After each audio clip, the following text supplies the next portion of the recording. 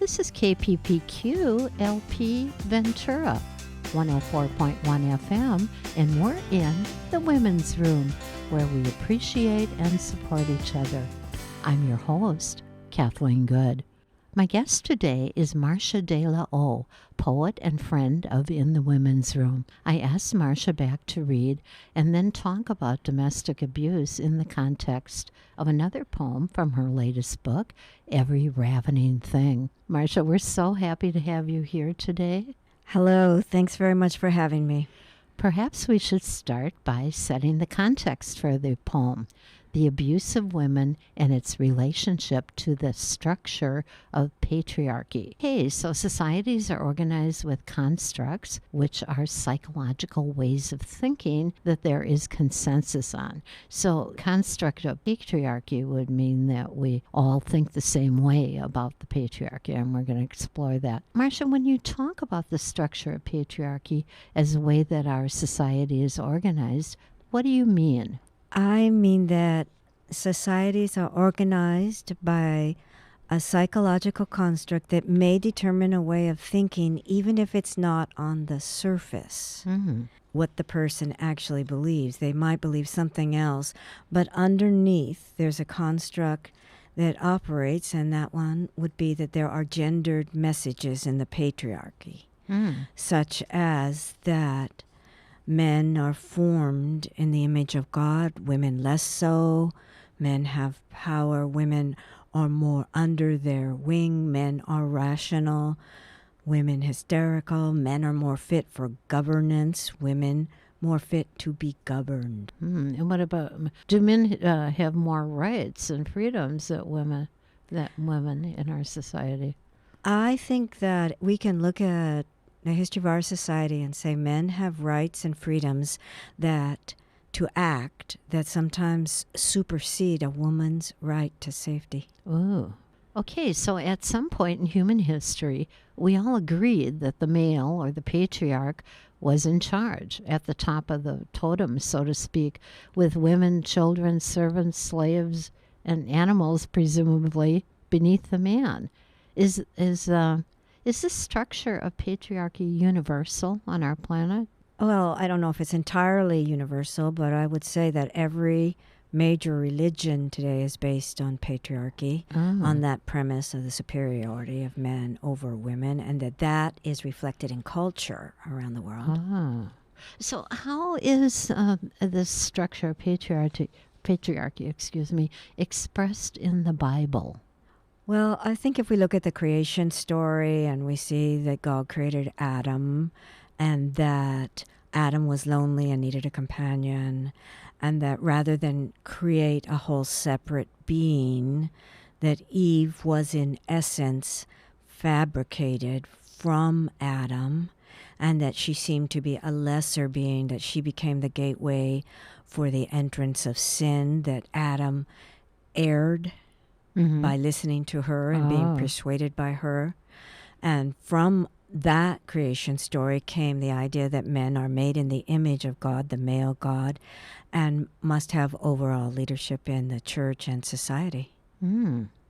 So you also told me about a book by Rachel Louise Snyder called No Visible Bruises, which brings research to your original poem, Two for a Penny, which is the one you'll be reading and talking about today. Now, did you find that reading Snyder's book, after writing and publishing your poem, you read it afterwards, peeled away yet another layer of understanding and gave you sort of a deeper understanding of the narrative poem you wrote on violence and trauma?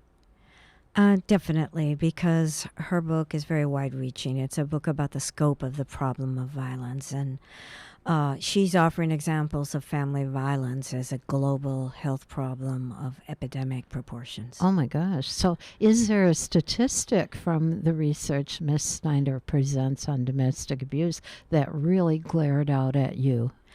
There are a lot of them in that book, but one of them is that in 2017, the estimate is that 50,000 women died around the world due to partner violence. Oh my gosh. So that is probably more than soldiers being killed in wars.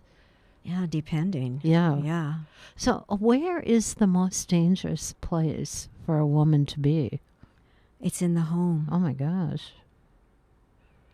So, why has domestic abuse been largely ignored until maybe 25 years ago? It's been hidden there in the home. It was looked upon as a private matter between two people. Society simply didn't recognize it as wrong for most of human history. So why would you speculate this crime of abuse be largely ignored for most of the history of mankind? And perhaps that's a little cue here, is because it's mankind, not womankind. So why would you think or speculate? Well, I think that one, domestic violence is kind of a shadowy issue. It's a shadow issue. It's not out in full view as assault. Two, for much of human history, women have been thought to be property, much as animals are property or slaves were property. So no one dared go question the patriarch because that was his duty or his job. His right to deal with his property as he saw fit. Uh-huh. If women had property, the property would pass into the ownership of the man as soon as she was married. So that idea of being property is a key one in terms of the man getting to decide how she is to be treated. Oh. On another show, you read a poem describing another type of abuse and trauma. Let's return for a moment to the poem you featured on that show for Enheduanna of Uruk, 2350 BC, written by the first poet who happens to have been a woman. I'll have you tell your listener about the lament she wrote after she was conquered. This was when Uruk was a city-state and she was a high priest. And when the conqueror came in, he defiled her, he raped and exiled her. And part of it, of course, was for the optics of doing that, of overthrowing, of implying that his God was more powerful than that God.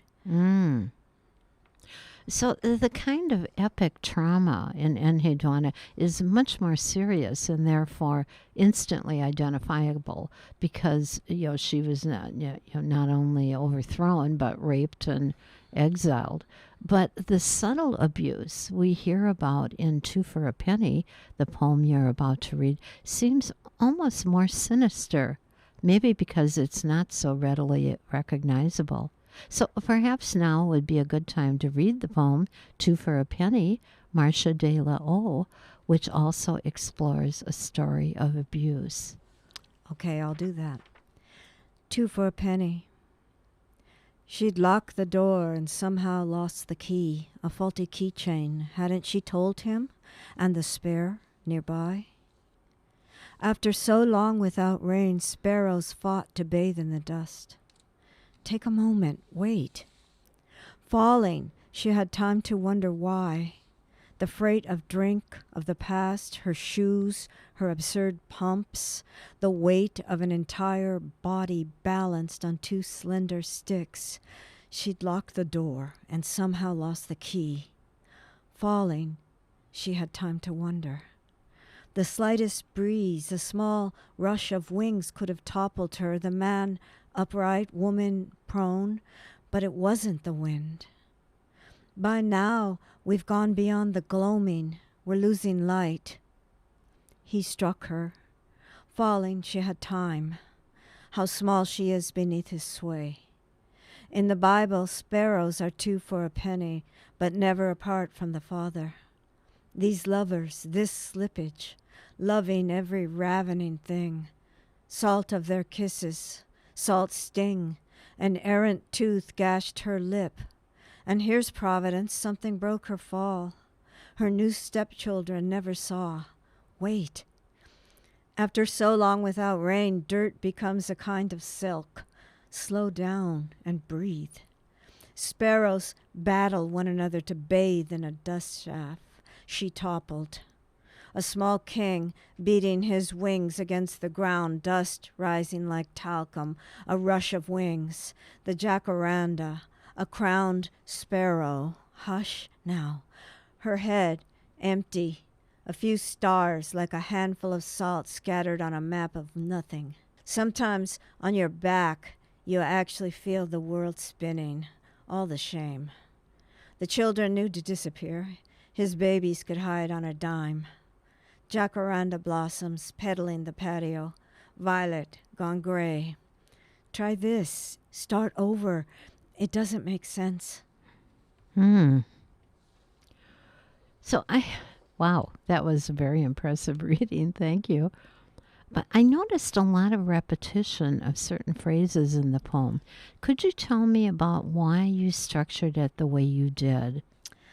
Well, somewhere along the line when I was trying to write it, I realized that the form I wanted to base it on was the idea of a fugue. And a fugue in music is a form where a subject is introduced at the beginning and then taken up over and over and developed in a kind of interweave between voices. So the subject is this falling, but then the sparrows are introduced, and there's this voice that seems to be trying to calm somebody down, that is trying to reconcile and keep her safe. And there's a gradual development so that as you read through it, you come to see what has happened. So who is the other voice? Is this the woman herself talking to herself as all these other things are sort of happening to her and around her?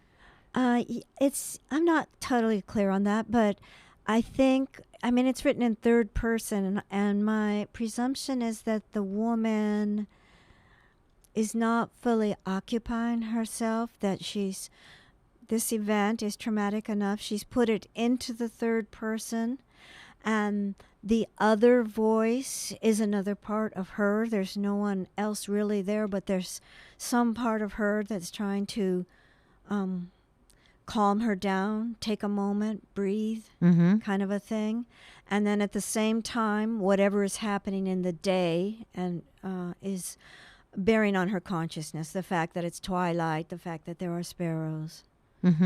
So there's a psychological meaning to fugue, that the person is away from themselves, sort of blanks out almost for a while, that the voice could almost be coming from that state of consciousness. Exactly, because also it's a psychiatric state where you are, in effect, you're losing your identity. And substitute the word personhood for that.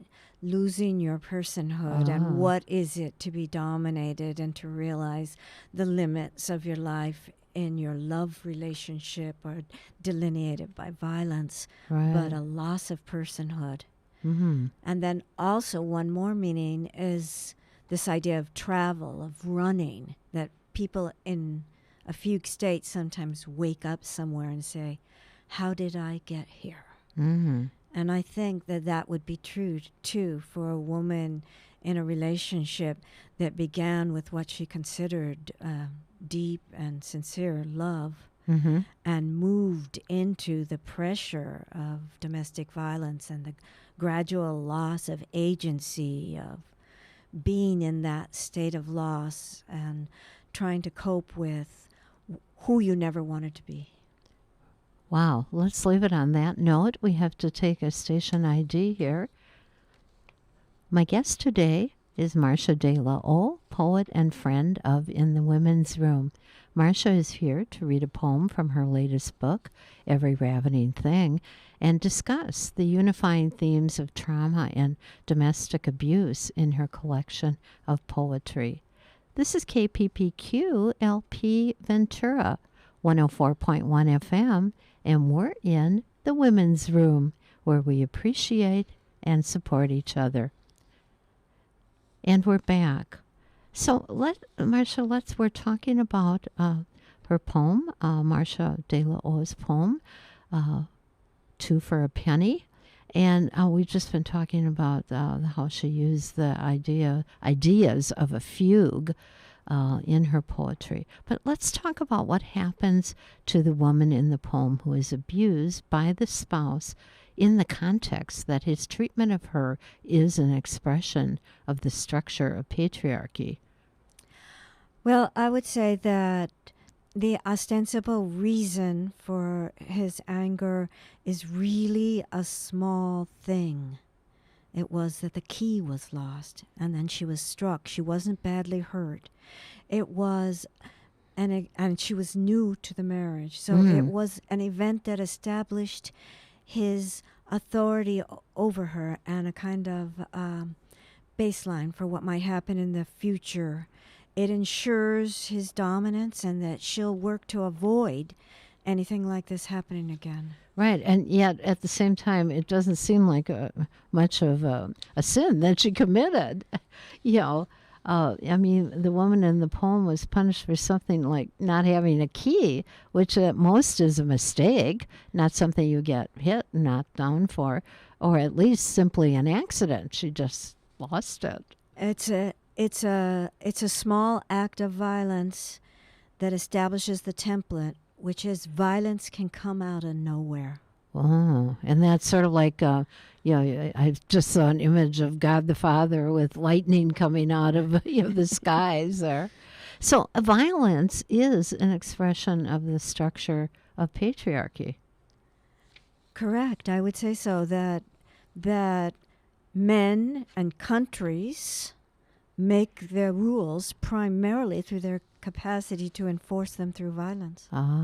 Why is she being punished? I mean, is there any answer for something like not having a key, which establishes a mistake or an accident? And, it all happened very suddenly. What was going on in the spouse's mind? I think it's the establishment of dominance through sudden access of anger. So how do men make the rules in a relationship? Well, there's the weight of the cultural past, which tells us that men are leaders. And then there's the possibility of violence or the possibility of anger and the need to avoid it. So she's kind of got to be on her toes all the time to try to avoid possibly being hit. Yeah, to keep him on an even keel, to make sure his needs are being met. Well, as in Two for a Penny, Snyder's research found that the lack of visible injury, no visible bruises, signaled a lack of seriousness of the abuse. I mean, your victim in the poem is not seriously hurt, but she's left with a terrible sense of shame.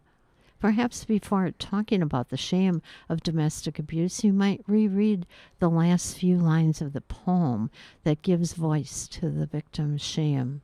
Yeah, I think the last few lines of the poem that are the center, the heart of the poem, are sometimes on your back you actually feel the world spinning, all the shame.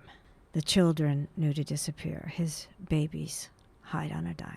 Do you think the children are feeling ashamed as well? I think the children are above all afraid. Afraid, and they have to hide and get out of the way and sense what happened probably won't be talked about. This reinforces that idea of hiding, and all that ultimately leads to shame, but the fear is first. So, and the parents don't talk about it. We're assuming this never gets talked about in the open. How does that affect the kids? I think that it leads to the idea of shame. That what can't be spoken, what is inexplicable and cannot be addressed and is fearful is also shameful. Shame and that loss of a sense of personal agency in your life is, in fact, devastating. Would you talk a little more about the feelings of shame and of being the victim, and how how these contribute to give the abuser even more power. Well, I would think that if you lose a sense of your personal agency, that you would also lose a sense of your own value. And if the anger comes out of nowhere, you wouldn't know what you can or can't risk in terms of expressing. And depending on the way that substance abuse might play into that, it can be very, very tricky just to get through the day. And mixed up in all this is the notion of love and connection and family, which is essential to human beings. Mm-hmm. I get the feeling while reading the poem that this woman will not be leaving her husband anytime soon. She'll stay as the abuse becomes routine. Why? What keeps her and many victims in the relationship? Why do they stay? Rachel Louise Snyder has a lot to say about this. A lot of times the women are blamed for staying, and there's that presumption that they like it, but that's not actually true. Partly they stay because their self-worth is eroded. Right. Partly they stay because they believe that staying can be safer than trying to leave. The greatest time of danger for women is that time when they try to leave the relationship. Sometimes what looks like staying is a very careful and slow way of setting the stage for leaving. Or she may have nowhere to go. Or the presence of children in the relationship may make their ongoing connection inevitable, and it may make her feel safer to stay. Oh, wow. So, yeah, I think Rachel Snyder said that in her book, too, that the most dangerous time in an abusive is when you have to leave. So, in the poem you write, in the Bible, sparrows are 2 for a penny, yet never far from the Father. 2 for a penny is a common phrase. Why did you choose it as your title? I chose it as a title because that's a reference to a text in the Bible, in Matthew, that says that even small things without value are under the providence of God. Sparrows are 2 for a penny, but never apart from the Father. But in this poem, the meaning here is transmuted in this context. The small thing without value who falls to the ground is the wife. And the Father is not the Lord, but the power given to the husband. So that's why you capitalize Father Right. with a capital F. Right, because that's the way it is in the Bible as well. Right. So the sinister power, it's given to him, to the abuser, the spouse, the male in this case, because of this belief in the structure of patriarchy, because that's the way we view things. So how does this? Not all abuse is man on woman. Women can be abusers as well. And there's also abuse in same-sex partners. How does this all fit within a theory of the structure of patriarchy? Well, you could say that the structure of patriarchy can cut across the actual gender of the partners involved, that people take on roles. You could also say that women have learned more and more to fight back or to consider the use of violence themselves. And I know there are a lot of issues with same-sex partners of abuse. People take on roles. But it's also really important to say that violence is overwhelmingly a male problem, whether we're talking about domestic abuse or mass shootings or war. And if we can't honestly look at the way that men are socialized to violence, how will we ever be able to address this problem? In your poem, you use the words, falling, she had time to wonder why, the freight of drink, of the past. The unnamed woman in the poem wonders if he is drunk. Is physical abuse connected to substance abuse? Oh, definitely connected. Snyder says that domestic violence is adjacent to many other social problems. So most incarcerated men have been exposed to domestic violence in their homes as children. children in violent homes are at risk of developing psychological and developmental disorders and substance abuse and acting out violently in their own relationships. Most incarcerated women have been victims of violence in the home as well. And in a significant number of mass shootings, there's a documented connection between the shooter and domestic violence. It's like a feedback loop. I love the imagery of the high heels. I quote again from the poem, "Falling, she had time to wonder why. The high heels, her shoes, her absurd pumps, the weight of her entire body balanced on two slender sticks." Now, high heels are a symbol of sexiness in Western culture because they push up the derriere and make the legs look longer, but they render a woman off balance, vulnerable, powerless. I wonder if you could talk a bit about why you put high heels in the poem as a symbol.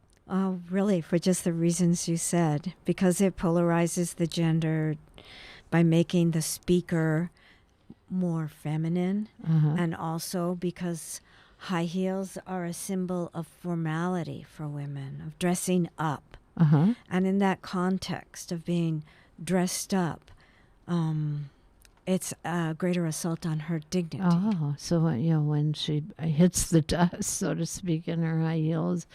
I recently read an editorial in the New York Times written by author David Brooks, and I quote from the article. I just took this one quote.